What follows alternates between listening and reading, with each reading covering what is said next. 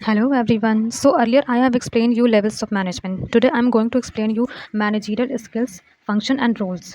सो अगर हम managerial skills की बात करें तो मैनेजरियल स्किल्स का बेसिकली मतलब ये होता है कि आपको कोई भी चीज़ अगर मैनेज करनी है तो जाहिर सी बात है कि आपके अंदर कुछ सर्टेन स्किल्स होने चाहिए जिसके बेसिस पे या फिर जिसकी बेसिस पे आप उस चीज़ों को मैनेज कर सको। जैसे यहाँ पे मैंने आपको 10 पॉइंट्स यहाँ पर दिए हैं, तो मैं अगर पहले पॉइंट को आपको एक्सप्लेन करूँ तो लीडरशिप एक ऐसी क्वालिटी होती है जिसमें क्या करते हैं कि हम ऑर्डर तो दे ही रहे हैं बट उसके साथ साथ हम अपने एम्प्लॉयज़ को इंस्पायर भी करेंगे, मोटिवेट भी करेंगे, गाइड भी करेंगे उनको काम करने के लिए।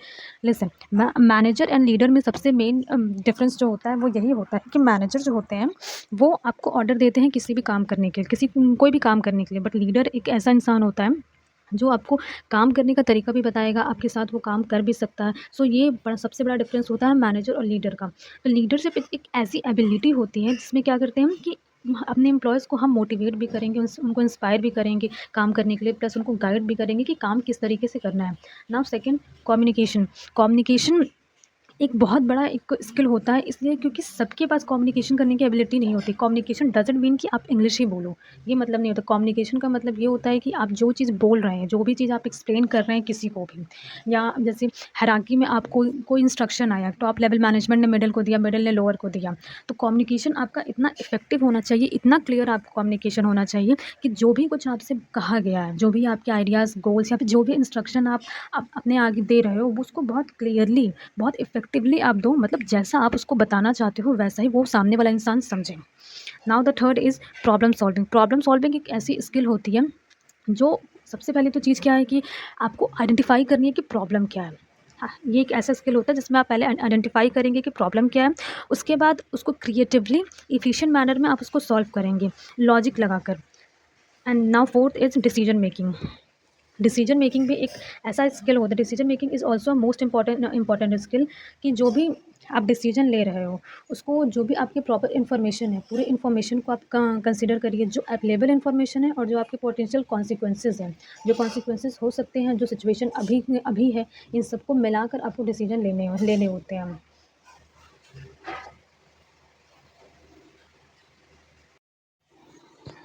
Now strategic thinking. Strategic thinking का मतलब क्या होता है, जैसे मान लीजिए कि कोई भी प्रॉब्लम्स आए या फिर कोई भी कहीं पे आपको डिसीजन लेना है, तो स्ट्रैटेजिकली थिंकिंग करने का मतलब ये होता है कि आप पूरे लॉजिक के साथ क्रिएटिवली उस चीज़ को थिंक करो, उस चीज़ के बारे में सोल्यूशन उसका निकालो। ज़रूरत इस चीज़ की है कि आप उसको लॉजिक के साथ उसको सोचो, ताकि जो भी आप सोच रहे हैं, जो भी आप डिसीजन ले रहे हैं, वो डिसीजन एक ऐसा इफेक्टिव डिसीजन निकल के आए जिससे आपको जो गोल्स, अपने ऑब्जेक्टिव कंप्लीट करने में, फुलफिल करने में आपको हेल्प हो।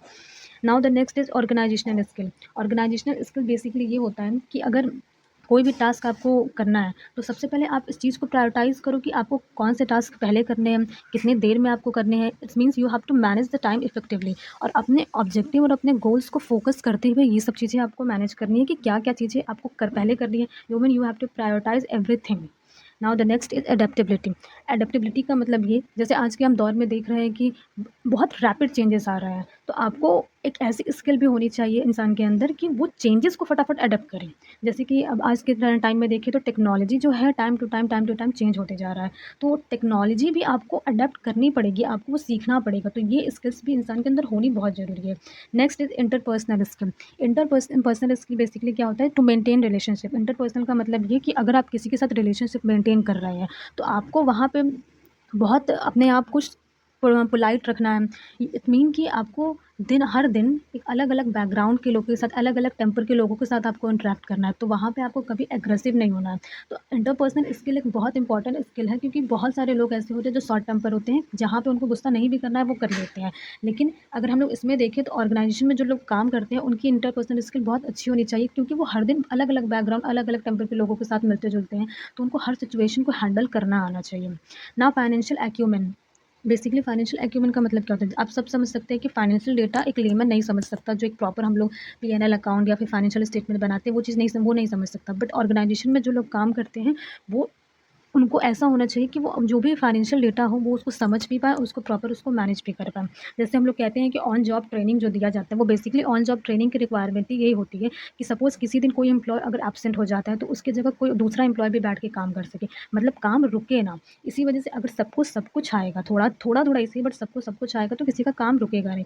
आज के दौर में फाइनेंशियल भी आपको इंडिपेंडेंट फाइनेंशियल एक्यूमेंट होना भी बहुत ज़्यादा ज़रूरी है, क्योंकि तभी आप अपने फाइनेंशियल डेटा को आप समझ सकते हैं, उसको मैनेज कर सकते हो।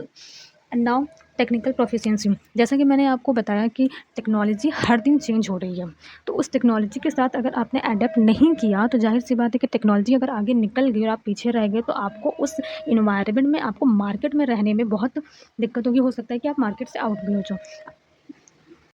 Now we are on managerial function. So there is a 4 managerial function: planning, organizing, controlling and leading. So first is our planning. तो प्लानिंग में बेसिकली होता क्या है, सबसे पहले आपको अपने ऑर्गेनाइजेशन को चलानी है, तो आप क्या करेंगे, अपने गोल्स, अपने जो भी ऑब्जेक्टिव है आप उसको सेट करेंगे कि आपके जो भी गोल्स ऑब्जेक्टिव होंगे, उसके बाद उसके अकॉर्डिंग आपको, आपका काम क्या है, रिसोर्स एलोकेट करना, अपनी प्रायोरिटी सेट करना, आपको इंस्ट्रक्शन आगे देने पड़ेंगे। तो जो भी प्लानिंग होगी, कितने रिसोर्स लाने हैं, कितने हमें लेबर रखना, कितने हमें और वर्कर्स की ज़रूरत है, ये सब चीज़ें जो होंगी वो प्लानिंग में आता है। अब ज़ाहिर-सी बात है कि जो भी काम आप करेंगे, उसका एक पहले से प्री डिटरमाइन आपके पास एक स्ट्रक्चर होना चाहिए, जिसके बेसिस पे आप करें। उसी के बेसिस पे आप रिसोर्स को भी एलोकेट करेंगे। अब रिसोर्स में आपके रॉ मटेरियल्स वगैरह के साथ जो भी ह्यूमन लेबर जो भी होता है, कैपिटल है, ह्यूमन है, ये सब कुछ आपके आ जाते हैं। तो ये सब आपके अपने गोल्स, अपने ऑब्जेक्टिव को देखते हुए आप मैनेज करेंगे। नाउ सेकंड इज़ ऑर्गेनाइजिंग, मतलब जो भी आपने अपनी प्लानिंग करके अपने गोल्स एंड ऑब्जेक्टिव आपने सेट किए, उसके अकॉर्डिंग आप रोल्स एंड रिस्पॉन्सिबिलिटी सबको ऑर्गेनाइज़ कर के दोगे। सारी चीज़ें आप ऑर्गेनाइज़ करोगे, अपने अपने रिसोर्स ऑर्गेनाइज़ करोगे, आपने जो भी रोल सेट किया है कि हाँ, इस आदमी को ये काम करना है या फिर इस लेवल पे हम लोग को ये काम करवाना है, इन लोगों को ये काम देना है। तो जो भी काम आप असाइन करोगे, तो वो रोल्स एंड रिस्पॉन्सिबिलिटी आपको ऑर्गेनाइज़ करना पड़ेगा विथ जो भी रिसोर्स होंगे, किससे कौन-सा काम कराना है, किसको क्या रिसोर्स देना है, कौन रिसोर्स लेकर आएगा, कौन क्या करेगा, ये सब कुछ हम लोग ऑर्गेनाइज़िंग में करेंगे। Now the third is leading. Leading का मतलब क्या होता है कि अब पहले हमने प्लानिंग किया, पहले बेसिकली हमने क्या किया, सेट किया अपने गोल्स, अपने ऑब्जेक्टिव। दूसरी बात में हमने क्या किया, ऑर्गेनाइज़ किया, अपने रोल्स एंड अपने रिस्पॉन्सिबिलिटी को डिस्क्रिमिनेट कर दिया, सबको अपना दे दिया, बता दिया। अब लीडिंग करने का मतलब क्या है? लीडिंग डज़ नॉट मीन कि हमने किसी को इंस्ट्रक्शन दे दिया कि आपको ये काम करना है। इसका मतलब ये कि हम उनको गाइड भी करेंगे, उनको सपोर्ट भी करेंगे, उनको सिखाएँगे भी ये काम कि आपको किस तरीके से करना है। जैसे कि मैंने आपको बताया था, इस मैनेजरियल स्किल्स में लीडिंग में आप इंस्पायर भी करोगे, आप मोटिवेट भी करोगे, आप गाइड भी करोगे, आप ऑर्डर भी दोगे। तो ये काम जो होता है लीडिंग में होता है। Now fourth is controlling. Controlling में जो भी आपका काम स्टार्ट हो गया, अब यहाँ पे आपका काम स्टार्ट हो गया, काम की आपकी प्रोग्रेस कितनी है, ऑनगोइंग क्या प्रोसेस चल रहा है, कितना काम हुआ है, इट्स मीन कि एक्चुअल जो आपका रिजल्ट है और जो आपका एक्सपेक्टेड रिजल्ट था, उस सब काम को कंपेयर करके देखो कि हाँ, हमने जो चीज़ सोचा था वो क्या सोचा था, कितना सोचा था और जो हुआ है वो कितना हुआ है। और ये कैसे किया जाता है? आप रेगुलर परफॉर्मेंस को आप रिव्यू करोगे, रेगुलर जो अपना फाइनेंशियल डेटा जो होता है आप मॉनिटर करोगे, तो इससे आप क्या करोगे, अपने काम को वो कंट्रोल कर पाओगे। Now managerial role. So first is interpersonal role. यहाँ पे हमारे पास मैनेजरियल रोल अगर हम लोग देखें तो 3 रोल ऐसे होते हैं: इंटरपर्सनल रोल, इन्फॉर्मेशनल रोल और डिसीजनल रोल। यहाँ पे अगर आप अपने एग्जाम में इस चार्ट को अगर बनाएं या फिर ये चार्ट आप किसी भी तरीके से रिप्रेजेंट करते हैं, तो please mention the Mintzberg name, because अगर आप किसी का रेफरेंस देते हैं तो उससे सामने वाले को भी, एग्जामिनर को भी ये चीज़ पता चलता है कि हाँ, बच्चे ने सच में एक वैलिड जगह से पढ़ा है। तो इंटरपर्सनल रोल का मतलब अगर मैं आपको एक्सप्लेन करूँ, तो इंटरपर्सनल रोल का बेसिकली मतलब ये होता है कि टू मेंटेन रिलेशनशिप, आप किस तरीके से अपने रिलेशनशिप आप मेंटेन करके आप रखते हैं। मतलब कि अगर किसी के साथ भी आप रिलेशनशिप अगर आपको मेंटेन करके रखना है, तो ज़ाहिर सी बात है कि आपको उसके साथ रूड नहीं होना, आपको कोई ऐसी वर्ड या फिर कोई ऐसा सेंटेंस आप यूज़ नहीं कर सकते हैं जो उसको हर्ट कर जाए या फिर जो उसको इमोशनली लग जाए। तो ये सब होना बहुत ज़रूरी है। इसमें अगर फर्स्ट पॉइंट अगर हम लोग देखें तो फिगर हेड होता है। फिगर हेड का मतलब क्या कि ये एक ऐसा इंटरपर्सनल रोल है, जैसे मान लीजिए हमारी ऑर्गेनाइजेशन को कोई हमारी ऑर्गेनाइजेशन को कोई एक बंदा सबकी तरफ से रिप्रेजेंट करने जा रहा है। वहाँ पे उसको ऑर्गेनाइजेशन की तरफ से जो भी उसकी फॉर्मल ड्यूटीज़ होंगी, वो उसको वहाँ पे फॉलो करनी होंगी। तो उस वक़्त उसका इंटरपर्सनल जो ऐसा होना चाहिए सबके साथ, कि सबके साथ वो आराम से फ्रेंडली इंटरैक्ट कर पाए। इसका मतलब ये कि वो पूरे ऑर्गेनाइजेशन को रिप्रेजेंट कर रहा है, तो उसको वहाँ पे पूरे ऑर्गेनाइजेशन के बिहाफ़ पे सोचना है। तो वहाँ पे इंटरपर्सन उसका बहुत अच्छा होना चाहिए, क्योंकि उससे क्या होगा कि अगर उसका अच्छा नहीं रहा तो उसका बैड इम्पैक्ट पड़ेगा, उसके ऑर्गेनाइजेशन का बैड इम्पैक्ट पड़ेगा सामने। Now the second is leader. अब जैसा कि मैंने आपको प्रीवियसली भी बताया था कि एक लीडर का रोल सिर्फ़ ऑर्डर देना नहीं होता। जैसे कि मैनेजर का काम क्या होता है कि आपने ऑर्डर दिया, मैंने बोल दिया कि आपको 2 बजे तक काम कंप्लीट करना है, तो आपको किसी भी हालत में 2 बजे तक करना है, बट एक लीडर का काम ये नहीं होता। लीडर का काम आपको काम अगर नहीं आता है तो वो सिखाएगा भी, आपसे अगर नहीं हो रहा है तो वो आपकी हेल्प भी करेगा करने के लिए। अब ज़ाहिर-सी बात है कि अगर किसी के अंदर लीडरशिप की क्वालिटी है, तो उसके इंटरपर्सनल स्किल्स बहुत अच्छे होंगे। Now the third is liaison. Liaison का मतलब ये होता है कि आपको जो भी आउटसाइड वर्ल्ड से जो भी कनेक्शन है, जैसे सप्लायर से, गवर्नमेंट से, कस्टमर से जो भी कनेक्शन है, उसको मेंटेन करने के लिए भी आपके इंटरपर्सनल रोल्स बहुत अच्छे होने चाहिए to make connection with outside world. तो आपको अगर बाहर जैसे मान लीजिए आपको कस्टमर से ही कनेक्ट करना है या फिर सप्लायर से ही आपको कनेक्ट करना है, या फिर बहुत सारे हमारे जो रूल्स होते हैं, जो हमारे जो गवर्नमेंट बहुत सारे नियम कानून ऐसे बना देती है, तो उसमें भी क्या होता है कि कई बार ऐसे मीटिंग वीटिंग होती है, तो आउटसाइड वर्ल्ड से, जैसा कि मैंने आपको प्रीवियसली अपने लास्ट वीडियो में बताया था कि आउटसाइड वर्ल्ड से जो जिसका इंटरेक्शन होता है वो टॉप लेवल मैनेजमेंट का होता है। तो इनका इंटरपर्सनल स्किल बहुत अच्छा होना चाहिए। इनको बहुत अच्छे तरीके से अपने रोल को फॉलो करना है, इस वजह से क्योंकि इन्हीं के ऊपर पूरी ऑर्गेनाइजेशन डिपेंड कर रही है कि ये अपने आप को किस तरीके से रिप्रेजेंट कर रहे हैं। जैसे स्टेक होल्डर से मीटिंग होती है, शेयर होल्डर से मीटिंग होती है, तो जो भी आउटसाइडर से जो भी कनेक्शन होता है, उसके लिए आपकी इंटरपर्सनल स्किल्स अच्छी होनी चाहिए। नाउ अगर हम सेकंड देखें तो इन्फॉर्मेशनल रोल्स आते हैं। अब इन्फॉर्मेशनल रोल्स में क्या होते हैं? ऐसे रोल्स जिसमें आपको इन्फॉर्मेशन लेना या देना हो। तो इसमें हम लोग अगर पहले देखें तो पहला मॉनिटर करना।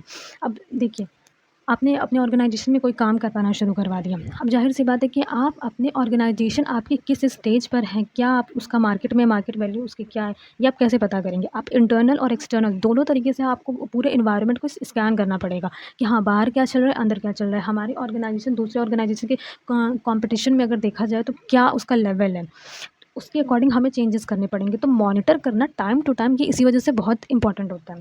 Now the second is disseminator. Disseminator का मतलब क्या होता है? To spread information. कोई भी इन्फॉर्मेशन अगर आपको देनी है, तो ये कम्युनिकेशन का भी बहुत अच्छा स्किल ऐसा होता है कि जो बात मैं जैसे कह रही हूँ वैसे मैं आपको समझाऊँ, वही आप भी समझो जो चीज़ मैं समझाना चाहती हूँ। तो इन्फॉर्मेशन को रिसीव करना या फिर इन्फॉर्मेशन को देना, सेंड करना, इसका मतलब होता है डिसिमिनेटर। तो ये भी एक ऐसा रोल होता है जो फॉलो करना बहुत ज़रूरी होता है। जैसे मान लीजिए टॉप मैनेजमेंट ने कोई रूल्स बनाए, कोई गाइडलाइन बनाए, उसको डिसेमिनेट करना है उनको मिडल पे। एक तरीके से अगर देखा जाए तो मिडल लेवल पे टॉप के कंपैरेटिवली तो नीचे ही है। अब मिडल क्या करेगी? लोअर को स्प्रेड करेगी, तो ये इन्फॉर्मेशन डिसेमिनेटर होता है। And third is spokes person. अगर हम स्पोक्स पर्सन की बात करें, तो स्पोक्स पर्सन वो लोग होते हैं जो इन्फॉर्मेशन को कम्युनिकेट करते हैं और अपने ऑर्गेनाइजेशन को बाहर स्टेक होल्डर के सामने रिप्रेजेंट करते हैं। तो यहाँ पे भी क्या होता है कि ये इन्फॉर्मेशन ही दे रहे हैं। जैसे मान लीजिए स्पोक्स पर्सन है, तो मैं स्पोक्स पर्सन हूँ, अब मेरा काम है कि लोअर लेवल पे मुझे ये सारी बातें पहुँचानी है, तो वो मेरी ड्यूटी है। तो ये भी एक इन्फॉर्मेशनल रोल है। Now decisional rules. अब डिसीजनल रूल्स में बेसिकली क्या होता है कि यहाँ पर हमें डिसीजन कुछ लेने होते हैं। तो डिसीजन लेने के लिए बेसिकली यहाँ पे अगर हम देखें तो 4 पॉइंट्स मेंसबर्ग ने दिए हैं। तो पहला इन एंटरप्रेन्योर। तो यहाँ पे हम लोग देखें तो यहाँ पे बेसिकली होता क्या, मैनेजर करते क्या, मैनेजर चेक करते हैं, टाइम टू टाइम स्कैनिंग करते हैं, मॉनिटरिंग करके ये चीज़ पता लगाते हैं कि इस वक्त हमारे पास कौन सी अपॉर्चुनिटी है जिसको हम अडॉप्ट कर सकते हैं। जो भी उनको एडवांटेजेस दिखते हैं कि हाँ, इस चीज़ का ये एडवांटेज है, हमें ये चीज़ अडॉप्ट करनी पड़ेगी। तो ये मैनेजर का काम होता है कि इस चीज़ का डिसीजन वो लोग लेते हैं एज ए एंटरप्रेन्योर कि हाँ, ये अपॉर्च्युनिटी अगर दिख रही है तो हमको इसको अडॉप्ट करना चाहिए जिससे हमें प्रॉफ़िट होगा। Now the second is disturbance handler. Manager का काम ये भी होता है कि कोई भी किसी भी तरीके की डिस्टर्बेंस हो रही है, जैसा कि मैंने आपको पहले वीडियो में आपको ये चीज़ बताया था कि जो मिडल लेवल मैनेजमेंट होती है वहाँ पे मैनेजर्स होते हैं। हर एक डिपार्टमेंट के जो हेड होते हैं वो मैनेजर होते हैं। तो उनका काम क्या होता है, जो भी डिस्टर्बेंस होती है, जो भी प्रॉब्लम्स क्रिएट हो रही है उनको हैंडल करना, उनको सॉल्व करना। Now the third is resource allocator. Manager का काम ये भी होता है कि अगर रिसोर्स की ज़रूरत है या फिर हमने प्लानिंग तो कर ली, अब हम क्या करना है, ऑर्गेनाइज़िंग करना है। तो हमें रिसोर्स को एलोकेट करने का भी काम करना पड़ेगा। तो ये सारे काम क्या होता है, मैनेजर का काम होता है। रिसोर्स की ज़रूरत है, रिसोर्स कम पड़ गए तो और रिसोर्स की नीड है, तो उससे रिसोर्स एलोकेटर भी एक तरीके से हम लोग मैनेजर को कह सकते हैं, क्योंकि ये सब काम मैनेजर के होते हैं। यहाँ पे जो डिसीजन लेने का काम होता है वो उनका होता है ना। नेगोशिएटर। अगर हम लोग नेगोशिएटर की बात करें तो एक मैनेजर ही होता है कि उसको ऑर्गेनाइजेशन के साथ और इंडिविजुअल्स के साथ, जो आउटसाइड इंडिविजुअल्स हैं या फिर ऑर्गेनाइजेशन के लोग हैं, उन्हीं को उन चीज़ों से उन्हीं लोगों को हर चीज़ से नेगोशिएट करके अपने जो भी प्रॉब्लम्स हैं, जो भी ग्रीवेंसेस है, उससे आगे निकलने होते हैं।